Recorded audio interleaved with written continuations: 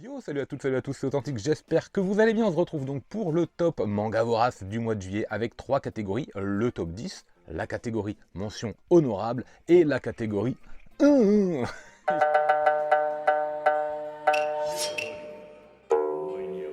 Et justement, on commence par cette catégorie de mangas que j'ai pas du tout apprécié lire ce mois-ci. Enfin non, il y en a un que j'ai plutôt aimé, mais je suis relativement déçu quand même. J'ai pas été jusqu'à la fin du tome, et je sais que je suis pas le seul à avoir été relativement déçu par l'auteur de FMA en plus, Tsuge. Je n'ai pas du tout accroché, et je crois que je me suis arrêté un tout petit peu avant à la moitié en me disant bon allez, j'ai mieux à lire. Donc on va passer son chemin sur ce titre, et puis tant pis. Je suis un petit peu déçu. Deuxième déception, et là pourtant j'ai passé un bon moment de lecture. C'est avec le titre Vertical, l'auteur de Blue Giant Supreme, Blue Giant Explorer qui arrive au mois d'août par exemple. Pourquoi j'ai été déçu? Parce qu'en fait je me suis renseigné, il y a 17 tomes, c'est très sympa à lire, hein. Mais en vérité on va avoir une succession de chapitres pendant 17 volumes. J'ai abandonné l'idée de faire la série. Mention honorable, 4 titres donc avec lesquels j'ai passé un bon moment. En général, on est plutôt dans du shonen, on est plutôt dans du manga que j'apprécie, vous le savez. Donc par exemple, Tsutomu Takahashi, il n'est pas dans le top 10. Bon bah parce que voilà, c'est un manga en 2 tomes. Là aussi, on est sur une succession de chapitres sans vraiment de scénario. Le personnage principal est le fil conducteur du manga.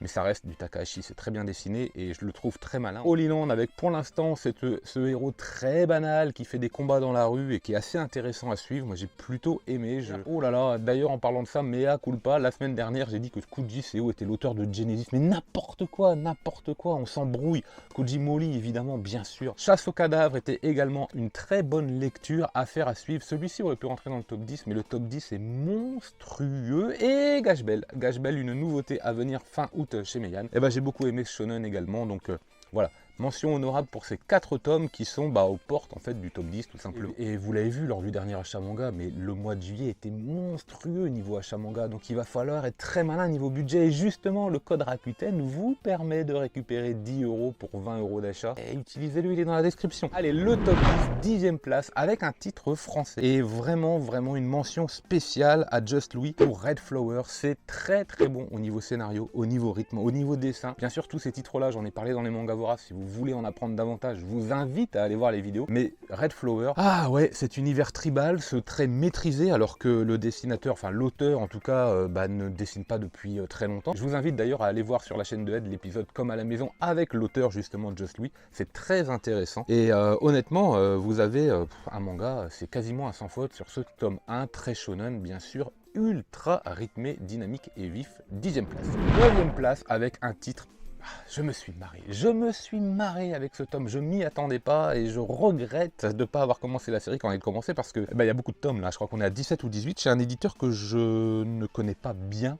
Sur le catalogue parce que j'ai pas beaucoup de titres de chez eux, Nobi, et donc on est avec Iruma à l'école des démons, très drôle, excellent titre, vraiment j'ai pris un grand plaisir à le lire. Il est 9e pour tout le plaisir et vraiment tous les rires que j'ai pu avoir à la lecture de ce titre. J'espère que les tomes suivants sont aussi bien. Affaire à suivre. 8e place, c'était le final tant attendu d'un manga mais épique avec des combats, des scènes, des dessins, une tension omniprésente du début à la fin. Un dernier tome collector, je parle de Shigurui. Édition Meian, on a été vraiment gâté tant par la qualité du titre que par son scénario épique et tragique, que par ses dessins mais monumentaux voire grandioses, que par l'édition en plus qui sublime tout ça. Et écoutez, c'est quasiment un sans faute, voire un sans faute tout court. Dès que j'ai un petit peu de temps pour faire une relecture, je me lance dessus. 7e position pour un manga qui s'est complètement incrusté dans ce top 10, je m'y attendais pas du tout. Takeshi Obata y maîtrise, il n'y a pas de problème, mais ce coup-ci, petite particularité, il est avec Akinari Asakura,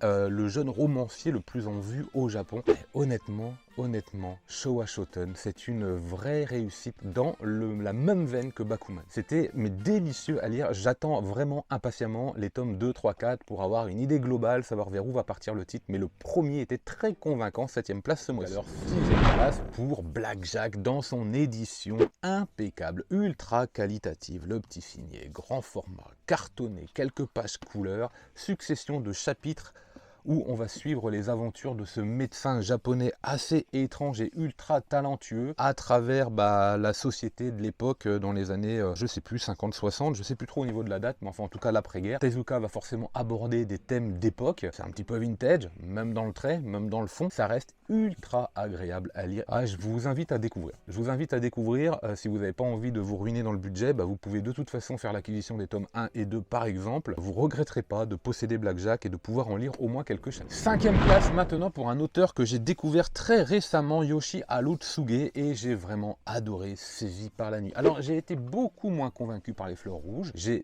apprécié La Vis, mais Saisi par la nuit était vraiment très bon. Vous allez avoir un auteur relativement particulier. Je vous invite à aller lire, à aller découvrir un petit peu plus en profondeur si vous avez envie, en parallèle de connaître un peu la vie de l'auteur et de comprendre pourquoi il a fait telle œuvre ou telle œuvre. Je vous invite à le faire. Moi là vraiment je vous parle du manga. Celui-ci c'est celui que j'ai préféré parce qu'il était un peu plus noir, il était un peu plus dark. On avait l'impression de plonger beaucoup plus dans l'intimité d'un auteur qui n'hésite pas à faire un peu du sale, à montrer un peu les vices de l'homme, les bons côtés comme les mauvais chez une même personne, à nous placer comme ça quelques petites histoires, tranches de vie avec énormément de doutes, de douleurs, de souffrance ou de joie, de simplicité, de complications, bref, tout y passe. C'est vraiment sympa à lire et c'est spécial, hein. On est sur du Gekiga, c'est spécial également dans le trait, c'est spécial dans le rythme, c'est assez ancien, c'est spécial dans les thèmes abordés, parce que, je vous l'ai dit, ça appartient quand même à une autre époque, 1975-1981. Mine de rien, c'est très efficace dans l'agencement, dans le rythme, dans la mise en scène, ça marche très bien. Bref, 5e place pour Saisi par la nuit, et je vais me faire tous les titres de l'auteur un par un, enfin je crois qu'il y en a 5-6 comme ça à suivre au niveau des périodes, donc je pense que le prochain sera Le Marais, par exemple. Il a failli être sur le podium, détrôné de justesse par une lecture imprévue dans une édition impeccable, mais vraiment impeccable. Mais de toute façon là,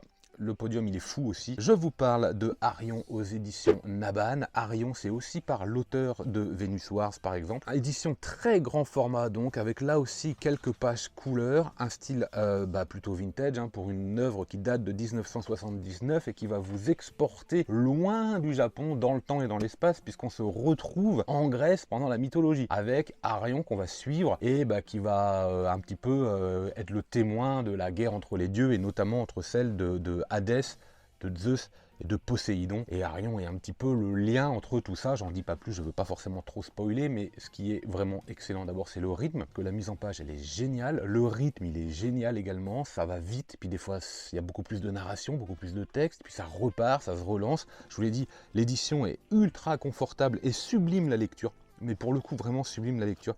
C'était un style graphique, moi, que j'affectionne particulièrement, un peu vintage. Et sur certaines scènes où il n'y a pas beaucoup de texte, où on voit juste les mouvements, j'ai l'impression vraiment d'avoir un animé devant moi et j'ai vraiment l'impression de voir bouger les personnages comme dans un dessin animé d'époque. Là, pour le coup, ça m'a complètement bluffé à ce niveau-là. J'avais l'impression de voir, presque entendre la musique. Enfin, c'était... Bon, il y a un film aussi d'animation, je le connais. Bref, Arion, il est 4e, je recommande. 3e place, donc, pour un titre qui s'est invité sur le podium, que je n'attendais absolument pas, que je n'ai pas vu venir, et je remercie encore une fois Vic Manga pour le conseil, puisqu'il s'agit de Horizon aux éditions Nazca. Ce sera en 3 tomes et vous allez suivre le parcours de vie à travers la guerre de 2 enfants qui vont essayer de survivre et qui essayent de s'échapper comme ça, de fuir le plus loin possible, donc d'aller à l'horizon pour trouver de l'espoir, pour trouver de la vie dans un univers ultra violent, fait de rencontres improbables, fait de grands espaces, d'inconnus où on ne sait pas trop où mettre les pieds, on ne peut pas forcément faire confiance à tout le monde, il va falloir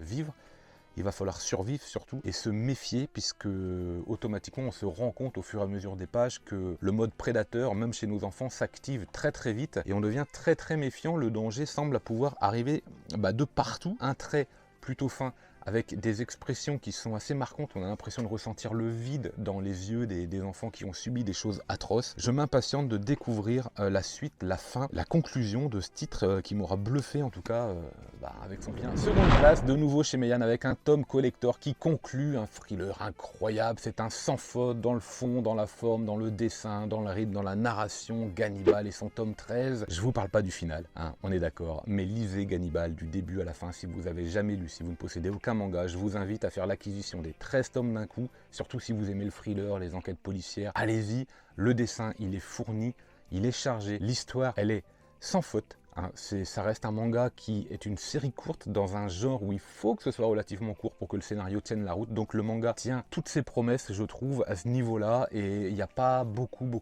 personnages. On n'est pas forcément envahi d'informations qui sont inutiles. C'est vrai que des fois on s'écarte un peu du scénario pour y revenir, mais c'est normal parce que ça permet de comprendre un petit peu les rouages et d'élargir un petit peu ce qui se passe autour de ce village si particulier. J'en dis pas plus, mais allez-y, c'est un sans faute. Il est second ce mois-ci pour l'intégralité de la série, même pour ce 13e tome, dont le final est vraiment bon, sans vilain jeu de mots.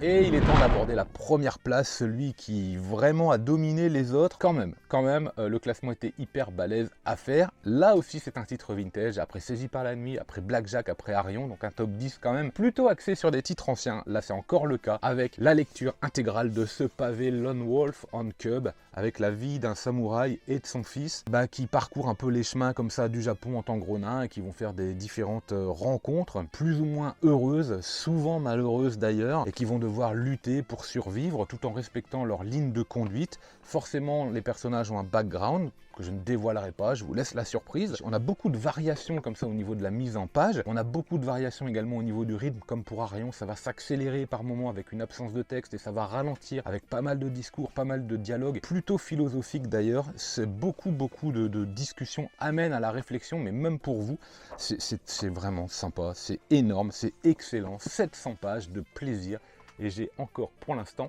6 tomes comme ça à lire, je vais me régaler. Et voilà, c'est déjà la fin de ce top manga vorace du mois de juillet. Je vous donne rendez-vous pour le mois de septembre, puisqu'il n'y aura pas de manga vorace en août. En revanche, il va y avoir différents tops, un peu comme celui-là, qui vont arriver. Rendez-vous bientôt sur la chaîne, lisez plein de mangas, et en attendant, je vous dis...